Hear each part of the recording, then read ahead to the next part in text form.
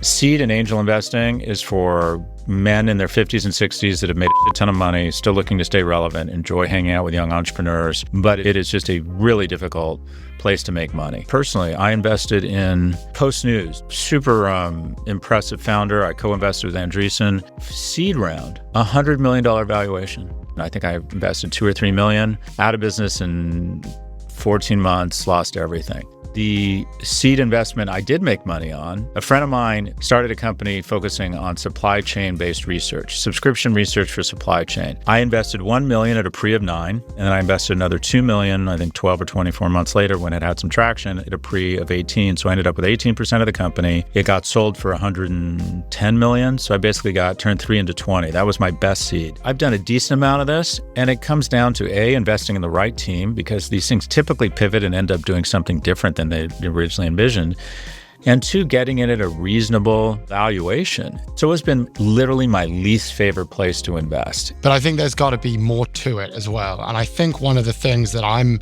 landing on is it's just harder to succeed now. And it's especially harder as evidenced by the lack of IPO activity that we've been seeing, where IPOs are at a historic low. And then you've got all of these incredible private companies that you would think would go public. Instead, they're raising these E rounds, these F rounds, sometimes G, H, I rounds, instead of going into the public markets. And I wonder if investors look at that lack of activity, and then they look at these young little fledgling startups, and they think, yeah, you know what? I'm just going to go in again on Stripe because I'd rather optimize for liquidity. I need to realize a return for my LPs. And I'd rather do that versus make this early bet where even if things go right, I'd still only realize a return in realistically 10 to 15 years. And I think what it really emphasizes just what a terrible time it is to be a new entrant in America today.